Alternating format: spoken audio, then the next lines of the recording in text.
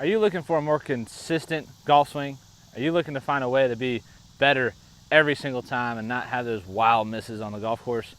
Today I'm going to give you 2 drills. We're going to get you cleaned up in your swing and then cleaned up on the golf course as well.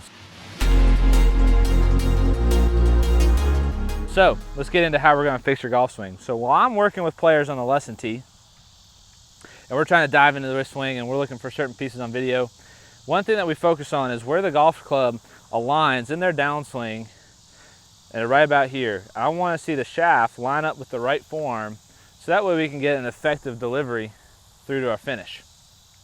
And if we don't have the golf club lining up properly in the downswing, it becomes very difficult to have a consistent impact. But on top of that, just because we put it in the right place in the backswing, in the downswing, doesn't mean we'll deliver it the same way. So we got 2 alignment sticks we're going to use here, and it'll help us find the better way to deliver the golf club in the downswing, and that way we can have a greater hit on the golf ball. So first alignment sticks up, we get set up. We try and keep it on a similar plane as our golf club.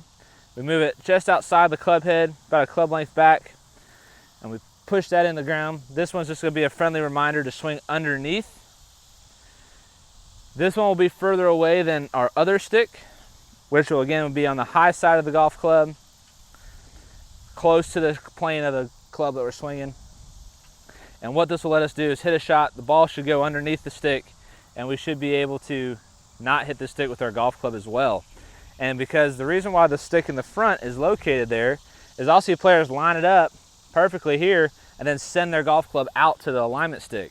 Well, if we do that, we're just going to hit blocks, okay? And it could get worse too if the golf club travels too far out, if you catch my drift. So we get set up, and our goal is to swing underneath the blue, down and line our arms up correctly where our elbow's hitting right in between our belly button and our spine, club head's behind our hands, and then the golf club will exit underneath the yellow. So if we do this all correctly, it should look a little something like this.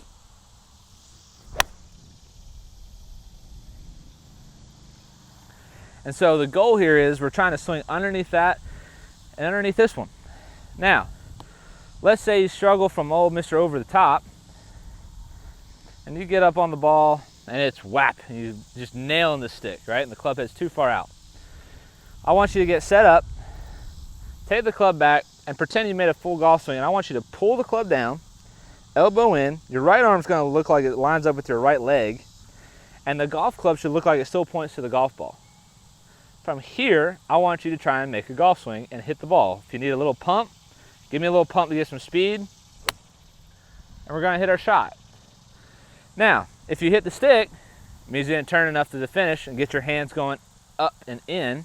So what I mean by that is, once you get to this little magical moment where your right arm lines up with your right leg, golf club points to the ball, your hand shouldn't drift out. Your hand should come up and into your left leg, to your left pocket. So you should feel like you're shutting a door. And your left hip is the door that which you swing around. So it's back, a little pull down, give it a little pump, and around the door we go, okay? Now, coach, I've mastered your alignment stick drill, but I can't get it done on the golf course. I suck on the golf course. I need to get better. The next part is tempo. Most players will range from a backswing to impact ratio of 2 to 1. So their backswing takes 2 seconds, downswing would take 1 second, but that's obviously exaggerated. It's less than that. It's actually 1/4 of a second for most downswings. But the ratio still remains the same. It's 2 up, 1 down. So if we do that, they can go all the way up to 3 to 1. Okay, it can range from 2 to 3 to 1. And it depends on who you are as a player. So for me, I'm a 2 to 1, 2.5 to 1 ratio. So when I get set up, I like to do a drill where I go 1, 2, 3, and I'm trying to get back to impact by 3. I start my golf swing on 1, and I try and hit the ball by 3. So let's give it a shot. 1, 2, 3. Now, if you hear a quick grunt or acceleration to your voice on the 3 or impact, You are swinging too hard and exerting yourself too much. All right? So the goal is to try and even it out. And yes, you have to say it out loud. You can't stand there and whisper it in your head because you won't grunt. So it's out loud. 1, 2, 3. And our goal is to get away from that grunt and even out our downswing voice. That way we're exhaling our air and getting all the air out of our gut as we hit the ball. And that way it's not a tense, hold our breath moment where we have all this, because if we tense up and hold our breath when we hit the ball, all that goes out, and that's why you hear that high accelerated pitch at the third position. Now, some of you are, a 3 counters, right? So you maybe too quick, so you can go 1, 2, 3, 4 and hit it, but that's too slow for me. I'm better at that 2.5 range. So try that on for size, for tempo on the golf course. Try it on the golf practice range first, get a feel for it.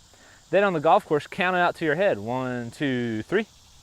And that'll transfer you out in the golf course. You have your alignments for your downswing, your tempo for the track, and I'll bet you'll have a better consistent swing at the end of the day.